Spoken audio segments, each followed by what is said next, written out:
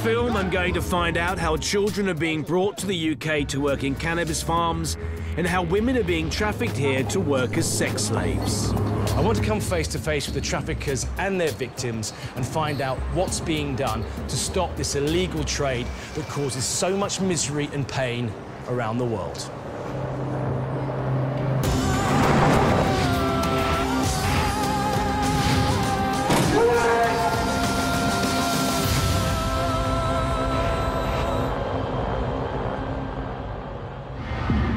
Human trafficking is an international crime that generates vast profits by turning millions of people around the world into human slaves. The UK is a favourite destination for traffickers. Thousands of people are brought here every year to work in our factories, on our farms and in our brothels. There's a chance that on your high street, maybe in your road or even in the house next door, that there are victims of the modern-day slave trade. Human beings forced to work for no money against their will. The British police have seen a marked increase in children being trafficked here as slave labour by drug gangs. Today I'm riding along with a unit from the Metropolitan Police who specialise in raiding commercial cannabis farms. They have intelligence that a residential house in southeast London has been taken over by a Vietnamese drug gang who are using it to cultivate their crop. These people are making a lot of money. I mean, 4 crops a year, £25,000 worth street value. That's £100,000 a year. Yeah, that's right. That one house will produce. In 2009, British police raided 7,000 cannabis farms. Will they have lookouts? They will probably have what is known as a gardener. He's locked in, generally illegal. Locked in, yeah. He's locked in, can't get out. Yeah, usually.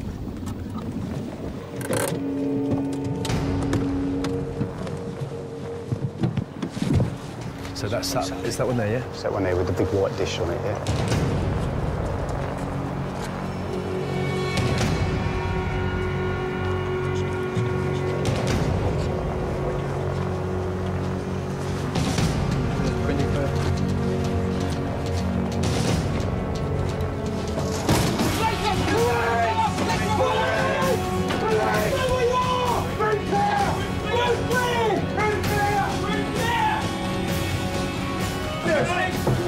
People on the premises, be aware!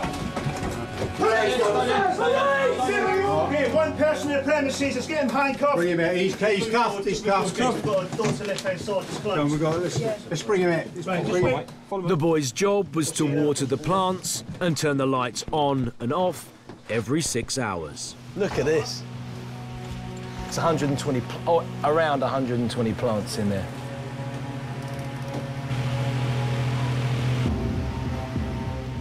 But you can smell it, it's strong. There was one of these people who talked about it. Yeah. He was obviously forced to stay here. Vietnamese, yeah? Vietnamese, he's petrified. Obviously, we told him that. But he knows you're police, he's worked that one. He knows now, yeah. Just the amount of marijuana that's in this one house. It's considerable and a considerable amount of money. But the young boy that's just been arrested, whether he's 16 or not, for me, is pretty immaterial. He's been kept here, and what kind of life is this for him? He was forced to look after 3 rooms, each holding approximately 120 plants at different stages of growth. If you look at the size of that. Each room is fitted out with industrial lighting. The electricity board guys have told us that the average house will, during this time of day, which is mid-morning, would maybe have 4 to 3 amps being taken off the grid. This has got 90 amps going 24/7 and taken illegally. In the backyard, there's blatant evidence showing how the cannabis farmers steal electricity. It's estimated that something like £50 million worth of electricity is taken off the mains illegally every year for hydroponic plants. Well, if you imagine you've got to grow it, you need intense heat, don't you? You need intense heat, you need the lighting. And what they tend to do as well, they tend to create an atmosphere so the plant thinks it's dark light and day, so it's all on timers. They're not paying for any of that. The gardener that's trapped in there. He's got no option. He's not getting paid for it. He's been brought in here, chances are illegally. He's paying his money off to the gangs. For being transported? Absolutely. He's under threat. They're doing it because they're scared for their life. They're kept captive. And because they're here illegally, they're not going to complain to the police. They work their debt off, and once the debt works off, they'll get somebody else. The boy, who doesn't speak a word of English, has been imprisoned in the house for the past month. He's not told us a lot at all. He says he's 16 years of age. He's not saying any more than that. Has he said where he's from? Yeah, he's from Vietnam. He's Vietnamese. Right. So he's been brought over here. He's not saying anything else just now. That's what he's saying. He's been briefed to say that, I take it. Absolutely, yeah. And the classic is, I'm a child, I'm 16. The boy was arrested and taken to the police station to be interviewed. Every week, British police bust 140 cannabis farms just like this one, just under 3/4 of which are run by Vietnamese organised crime.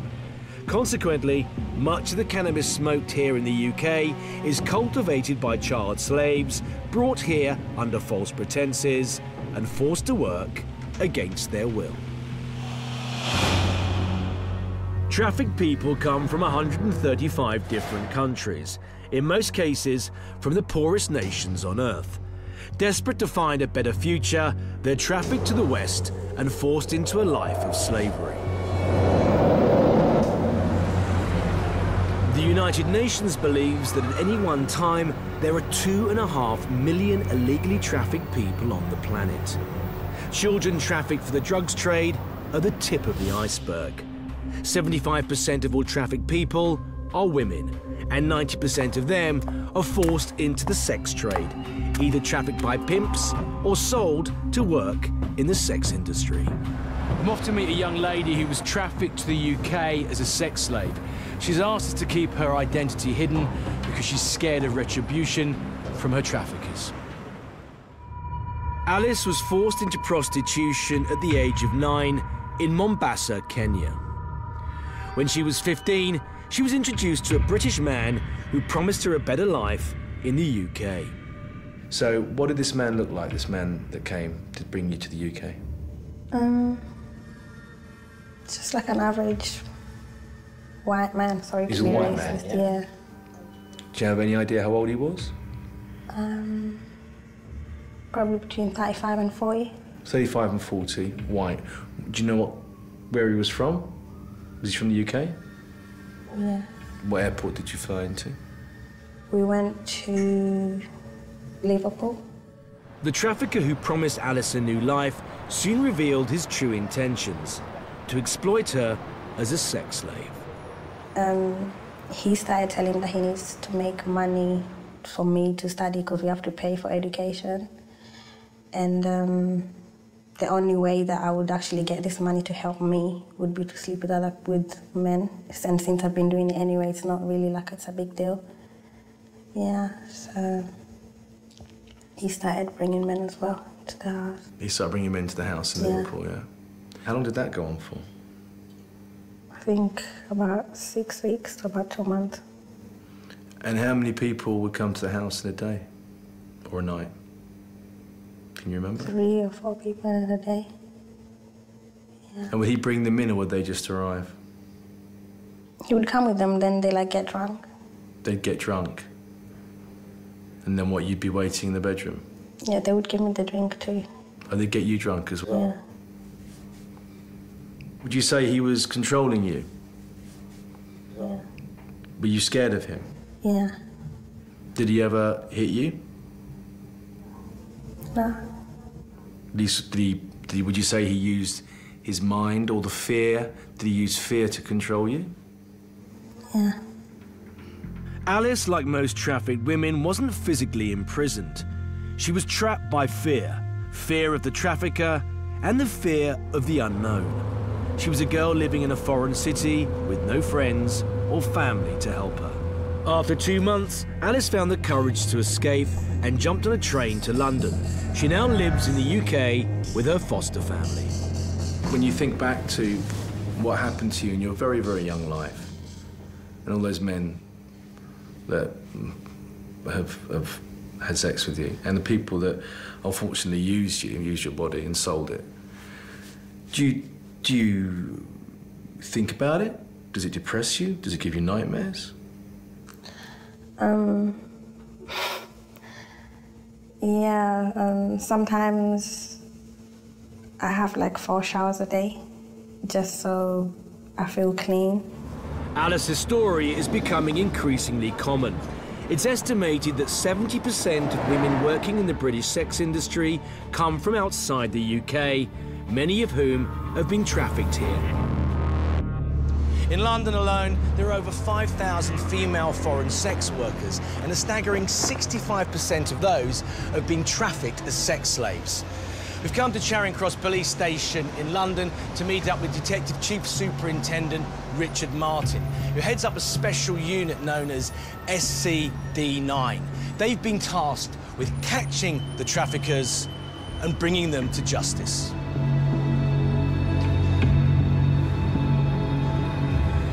Give me an idea of how a woman might be trafficked. We had a case recently where a Lithuanian girl finds new boyfriend showers her with presents, make her feel very wonderful, suggests a nice romantic trip to London, comes over, lands at Stansted Airport. He makes an excuse and says, "I'll be with you in a minute, please go with my friends." They take her up north, they force her into a brothel and force her into prostitution. So her passport's taken off her, she's in a foreign country, she doesn't speak English, it's her own country people that have brought her in, therefore the threats are made against the family at home. She feels she has no choice but to, you know, go with 20, 30 men a day. And then she's brought down to London and just sort of moved from brothel to brothel. Can you tell me how much money the average sex slave is worth to a pimp? We calculate, based on most of the experience that we've got, that a woman is worth about £100,000 a year to a pimp. We've had a young victim that was pregnant, that was forced to have an abortion in the morning, was put back to work in the afternoon. So, you know, they don't treat these people as human beings. Are brothel visits a part of your remit? Yes. And how do they help you? The thing about brothels is you need to be going in to get intelligence about what's going on in there. We've got a dedicated brothels team, and the idea around that is to go in and see what's changing, who's in there, who's the maid is, gather that kind of intelligence that might lead us to operations. Off-street prostitution is legal. However, running a brothel or living off the proceeds of prostitution is illegal. The vast majority of trafficked women work in saunas and massage parlours. The owners remain above the law by insisting that negotiations for sex are conducted strictly between the girl and her client. I'm joining DC Julie Curry, a member of SCD9, on a brothel visit. First stop is a massage parlour in the suburbs of North London. Well, we're parked up outside the brothel now, stroke sauna. Some of Julie's colleagues have just gone in, and we're waiting for a phone call for them to say that we can come in and film inside the sauna.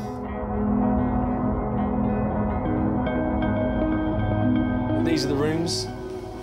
So here's the sauna. There is actually a sauna, though clearly it's not been used in a long time. And obviously this is one of the other rooms.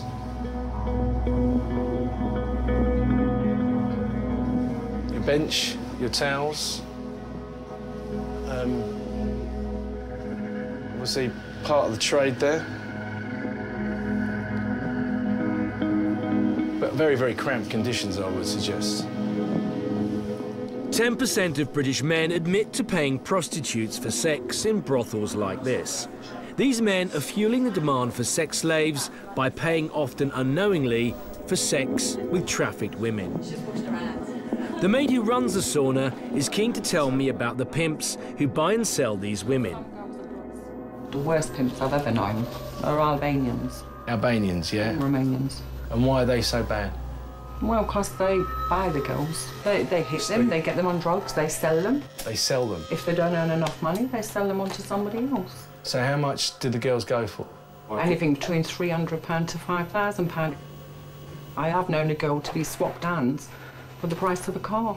Bought and sold like a slave, yeah? And there's people phone up all the time. Do we want girls? Do we want to buy them? We don't entertain it. Yeah, sure.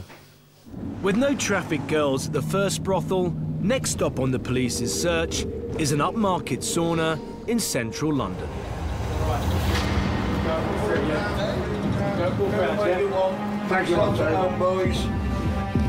So it is a very, very kind of, from what we can gather at the moment, this is a more higher-end establishment to one that we visited earlier.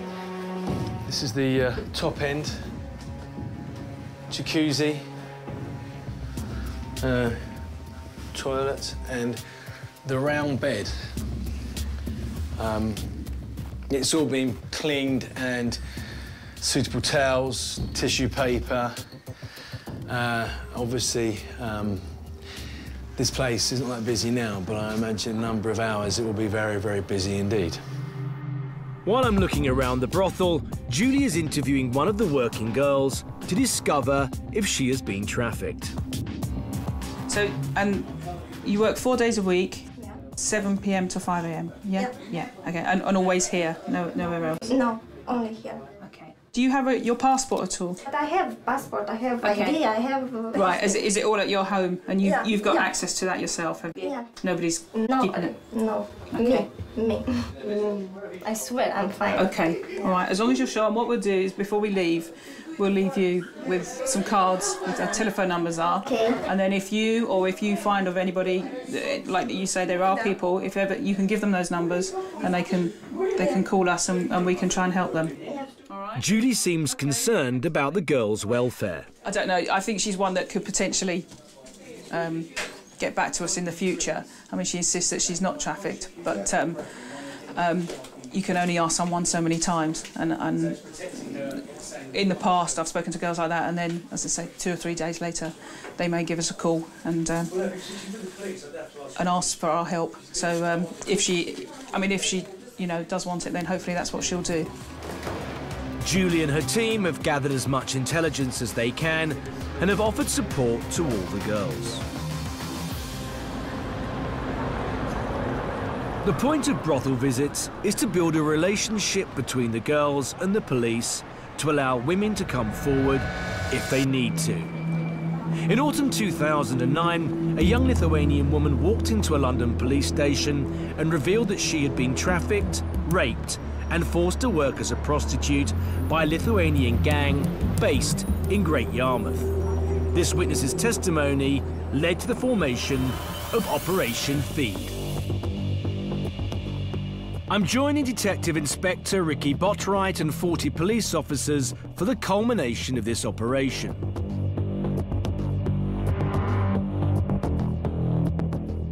These men are suspected of trafficking women, forcing them into prostitution and selling them into forced marriages. The police are planning to arrest all 9 suspects in simultaneous raids on houses across Great Yarmouth. So we're going to suspect number 1's house, yeah? Yes, we are, yes. And he basically is the ringleader, yeah? He's heavily involved in the sort of selling of women for scam marriages and for purpose of prostitution as well. There's 8 Lithuanian males and 1 English male, and they treat these young ladies basically as sex slaves. Right. This is the suspect's address, you know, in a very, very kind of nice suburban area. But there are Lithuanian plates on the vehicle here, and this is the front door. TV's on, someone's in there. Please! Please! Please! Please! Stay where you are! Please! Please! Okay, stay where you are. Stay where you are.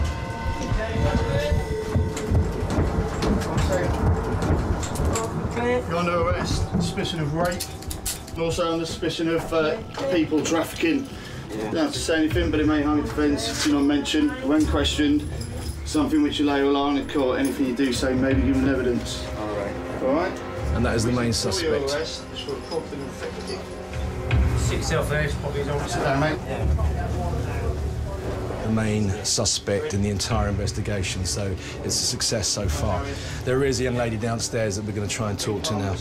But, you know, she may be a victim or she may be a suspect. It turns out that she's suspect number 2, the alleged madam that runs the girls. Basically, the individual, which was the second suspect, she has been arrested for arranging the rapes of young women. And then come back. Has he got his shoes? Yeah, they're fine.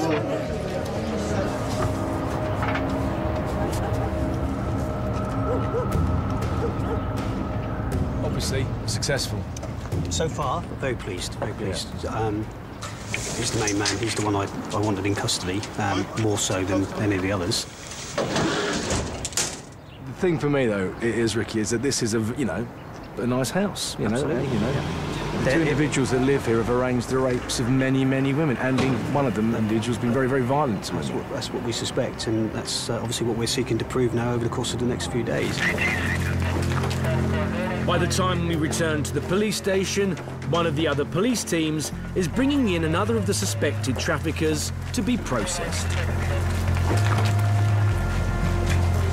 Along with arresting traffickers, the police are also trying to rescue their victims. Ricky, 2 hours on, what stage is the investigation at right now? We found at one address close by a female who quite clearly has suffered a considerable assault. She's got 2 black eyes and very distressed. She's been badly beaten, yeah? She's been beaten. And she's a Lithuanian national? Lithuanian national.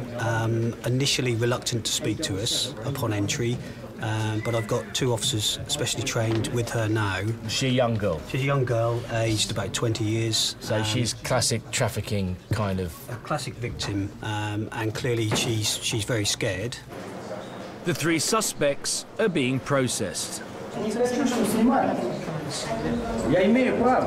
Well, you can be filmed, mate, because you're a suspect of being a people trafficker, but we can't show your face, all right? After being fingerprinted, the suspected ringleader of the sex traffickers is led to the cells and locked up.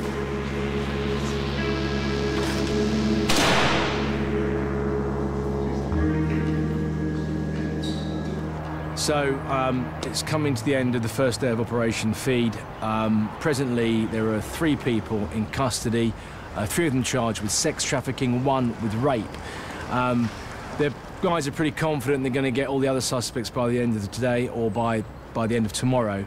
And really, this all came about because the bravery of one young woman who had been trafficked, who had been raped, used as a prostitute. And it's really down to her bravery of coming forward and talking to the police that has brought about the apprehension of these very, very bad people. The police are attempting to deal with this complex problem here. However, if the problem is to be eradicated completely, the traffickers have to be confronted in their own countries. I'm going to Romania to see for myself how the police there tackle this problem and to try to talk directly to a trafficker.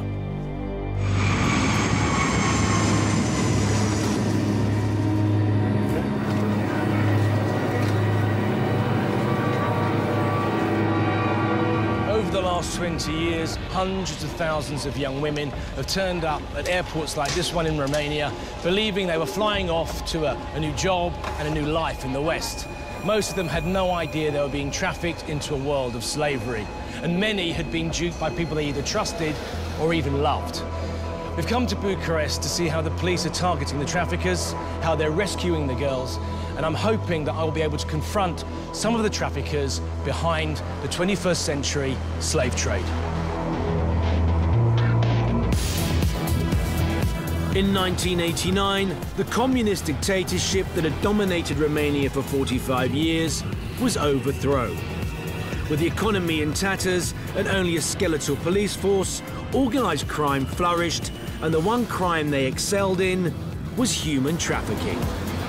By 2005, the situation had become so bad that Romania set up a new anti-trafficking unit which mounted Operation Octopus, the biggest action against traffickers Europe had ever seen. They targeted the biggest cartel in the country, responsible for taking hundreds of Romanian girls to Italy, Spain, Sweden and the UK. Over the course of one night, the police raided 23 houses, rescued more than 100 girls, some as young as 15, recovered firearms, passports and 250,000 euros. At the end of the operation, 17 traffickers were serving prison sentences up to 14 years. I'm off to meet Romi Ungureanu, one of Romania's new breed of cops Aged 28, he was the man selected to lead this operation. At the time, it was one of the largest operations in the country, with hundreds of police officers involved and dozens of house searches around the country. How important is the ability to liaise, for instance, with a source country and a country that is taking those young women? There's no use and no benefit if only a law enforcement agency is investigating a case in one country, in only one country, because then you have only like a part of the chain. The idea is to work through all the chain, from the source country to the destination country. Can you also talk to me about the way that the traffickers have changed the way that they dupe these young ladies into travelling across Europe and ending up as sex slaves? They started to use, we call it a lover boy method at the moment. Lover boy? Lover boy method, yeah. They are, well-dressed guys, the fancy car, quite shiny, inviting girls for a drink or lunch or dinner or something for a period of time, and then they're making the proposal. That's the critical point. In most of the situation, the proposal is that they got to go on a trip or to live in another country, or to have a fantastic life. Will that same guy be there? Will he travel? His job is only to do this part of... Get them on the plane. Get them there, and then he's out. He's taking the money, and then at the end of the chain, there are different type of persons that they can convince, even by force, a person to do this. Push them into slavery, yes. Sexual slavery.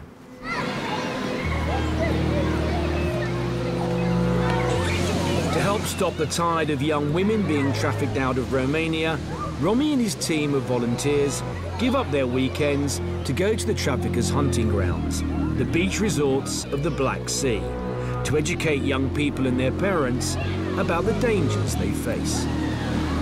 So these are the kind of leaflets they're handing out, yeah? Yes. They're quite simple, but they tell of how people are trafficked and what can happen to them, yeah? Is this the kind of place that traffickers or lover boys, these guys that entice girls to travel abroad, is this a place where they would operate? Lover boys, they would come to the clubs here during the summertime because most of the youngs are here. And it's easy to impress them with an expensive car or champagne in a club and stuff like that. So they'll look for girls on the beach, say, do you want to come to the club tonight, meet them in the club, wine and dine them, and then... They're going directly to the club. Or on the beach if they have, expensive jewelries on them and stuff like that, or having a boat nearby, it's easier. Yeah, and because these girls ultimately can be worth up to 100,000 euros, can't they? Yeah. They can earn that in a year. They can make that money easier. Romy has arranged for me to meet a young woman called Amelia. When she was just 19, she was promised a job by a man she knew who lured her to the UK. So, you're in Birmingham with this guy, and he's got you living with him. Was he having sex with you? Da, o singură dată cu forța. So he raped you? Da. So you're forced to stay with this guy for 3 months, and he rapes you. What happened after that? După care a zis că câștig prea puțin și că mi-a găsit un alt loc de muncă. Undeva ca prostituată, într-o saună bordel. A venit odată un client și prima zi când m-am dus acolo, n-am vrut să fac ce mi-au spus ei. Și am refuzat să mă duc și patronul de acolo m-a bătut. Can you tell me how many men you were made to see in a day? Cel puțin 7-8 bărbați. How many girls were working there? 12. Toate erau românci. And all of them being trafficked like you? Da. And how did you manage to escape? Am rugat o fată de acolo de la saună, unde lucram, dacă pot să-i dau niște bani să pot suna după telefonul ei acasă. Părinții mei au luat legătura cu poliția de aici, din România, și poliția din România a luat legătura cu cei din Anglia. Where did the police find you? At the brothel or at the flat? Eu esențial eram la magazin cu soția lui după să facem cumpărături. This guy had a wife? Da. Când am găsit, esențial, când am ajuns acolo, deja poliția era în casă. Did they arrest the woman? Yes. În ziua aia a luat-o și pe aia că m-a luat pe mine. Okay. And what about the man? Nu l-a prins nici acum. Are you scared of retribution from this man? Da. Is that a constant worry for you? Da. To think that somebody could manipulate that innocence like that, you know, to rape her, to beat her, then push her into a brothel, allow her to be beaten up again by the brothel owners, forced to have sex numerous occasions during the day to make money out of someone, hold them, you know, hostage. And for them actually to still be at liberty and probably doing it as I speak, I have to say, sickens me. Before I leave Romania, I want to try and meet the men capable of trafficking young girls into a life of sexual slavery. To do this, I'm going to Bucharest's largest prison.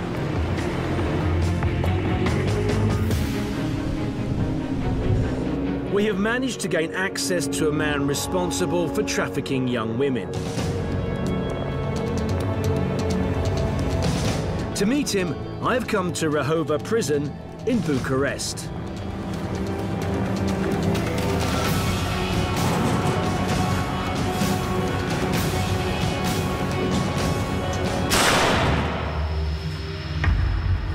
The man I'm about to meet is Leo Ionescu. He not only trafficked girls to the west, but he also acted as their pimp. He's currently serving a 4.5-year sentence. Leo, can you tell me why you're here? Am făcut un trafic de persoane cu fete. Ne-am dus în Italia. Și am făcut prostituție cu ele. Aveam past prima dată una, după aia... Where did you find the girl? În discotecă am cunoscut-o, dar cu timpul i-am promis că o iau de nevastă, că îi fac și un copil. Did you suggest that she go and make money being a prostitute, or did she suggest it? Ideea... You suggested it? How many men would she sleep with in a day and a night? 10, 7, 20. Câte de meseriași. How easy was it for you to go to Italy and then put your then girlfriend out on the streets as a prostitute? Dar nu aveam nimic pentru ea. Nu era genul de fată să o iubesc. And were you having sex with her when she was having sex with the clients? Da. Yeah. N-avea cum să șadă cu mine dacă nu făceam dragoste cu ea. Ea stătea cu mine că mă iubea mult. Terminat cu ea, am lăsat-o acolo, am venit în România și am început să mai duc încă 2, încă 3, câte puteam. While Leo worked as a trafficker and pimp in Italy, back in Romania, he had a wife and 3 kids. Why did you start working with prostitutes? Pentru bani, că nu aveam ce să le dau să mănânce la copii. Dar nu mă angajam nicăieri, că nu puteam în România să mă angajeze nimeni, că n-am școală. Did your wife know about what you were doing? Nu. What did she think you were doing then? Că muncesc. You seem to have no problem about running a prostitute in Italy and being married. In most countries, that would be considered quite shocking. Dar minge de jucat fotbal, fata. O prostituată, nu e valoare. Altceva, ce să spun? E bine. Totul e ok. Leo made it abundantly clear that the women he trafficked were mere commodities that could be passed like a football from pimp to pimp. Their only value was the money that he could make from them. The only thing he seemed to regret was being caught. Simple fact is that for Leo, when he does get out in a year and 4 months, there are very few options available to him. And people that we spoke to here consider it's more than likely that he'll go back to being a pimp. If Leo does decide to take that route, he will find it far more difficult to find victims in Romania today. The exchange of decent intelligence, the targeting of large cartels, and the preventative measures taken by the police here have resulted in a dramatic decrease in the amount of women being trafficked out of Romania. However, the focus of attention here has only served to send the traffickers further afield.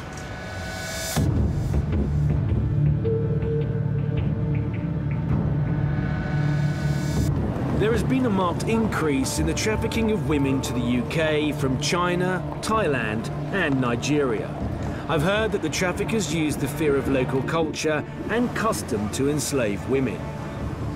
I'm meeting Ruth Breslin, who works for the Poppy Project, a non-governmental organisation that provides accommodation and support for trafficked women.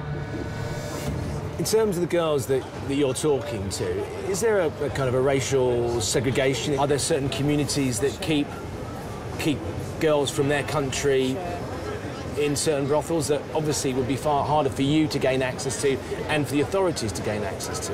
The top 3 countries, source countries, in terms of referrals that come to us are Nigeria, China and Lithuania. And a little bit further down the line there is Thailand. So you've got, you know, very many of the continents of the world represented there. What we're seeing more and more is women coming to us who have been exploited in what the police often describe as closed markets. So they are being trafficked by men of their own nationality, and once they get into the UK, they're being sold for sexual services to men of their own nationality, and they're ones that the police find quite hard to tap into. And actually, that's particularly the case with women from Africa and Nigeria specifically. You know, the research the police has done recently found almost no women who've been trafficked from Nigeria, and yet at the moment that's our #1 country in terms of where women are being referred from. So the police don't know anything about these girls in terms of, but you're getting the girls when they're trying to get out of the situation they're in. Absolutely. I'm going to meet a woman that was trafficked from rural Nigeria. She was promised a job in the UK as a cleaner by a local businesswoman. Like thousands of people from the developing world, she was desperate to escape the poverty she lived in. However, there was no cleaning job, and she was forced into prostitution. The local woman was a trafficker and pimp. She used the traditional African belief of Juju to keep her enslaved. So you absolutely believe in Juju? I believe there is Juju. It happens. Right. How did they use that to control you? Before I left Nigeria, the woman took me to this village. I have to make a vow that I won't run away when I come to England. But you think you're going to become a cleaner? A cleaner. So tell me what they did. They took my hair from my head, my armpit hair, my private part hair, and they took my nails, toenails and my hand, fingernails as well, and they keep it, and they strip me naked, and they gave me this thing to drink. It's like a blood. Is it blood or is it? I don't know what it is. It's in a black, it's a pot. They say you should drink it. Did they cut you anywhere? Yeah, they cut me. I've got it on my chest. If you look. I can see the little razor cuts. Yeah, razor. Even my head as well. They cut you on your head? On my head. This was a witch doctor? Yes, witch doctor. Is a scary man. Yeah. He did it with a little razor blade? Razor blade, yeah.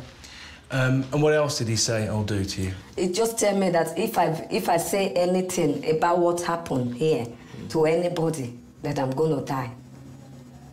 They're going to send thunder to me, thunder. Yeah, and when I see thunder, I'm getting better now. Before, when thunder starts, I'm scared, thinking they're coming. Even now? Even now, yeah. I'm seeing counseling and they tell me, they are the one who deceived me to tell me I'm coming here to do cleaning. So they have already lied. So whatever Juju they did to me, it's not going to happen to me because they lied. They deceived me, tell me I'm coming here to clean, and they end up doing something else to me. So I won't allow that. I have to speak out. All my life is sleeping with men like this. Grace managed to escape from the woman who had enslaved her. She went to the police and revealed what had happened to her. The trafficker and her gang fled the UK. Are you worried that those people will come after you because you helped break that racket up? Yeah, they will. They will come after you? They will, yeah, she will. She know people in England here, so anywhere I am, they're going to look for me. If you met that woman again, all those traffickers, yeah, what would you say to them? I'm not going to say nothing, I'm just going to kill her. That's what I would do, because she destroyed my life. I'm going to kill her because she ruined my life. She make me something that I didn't plan to be. Any girls that you hear, they say they want to take you to go do cleaning or anything, don't go. It's all traffic, and you're going to suffer. They destroyed too many lives, too many. You have to stop them, put them in jail forever, not to come out. I hate them. Thank you, yeah. You're welcome.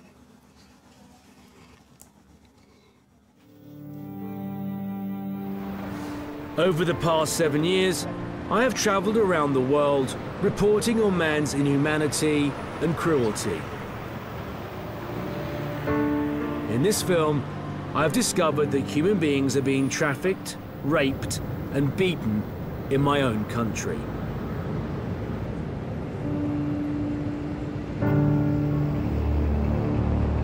Most of these people are young, vulnerable, and desperate women who have been promised a better life, only to be forced into the hell of sexual slavery.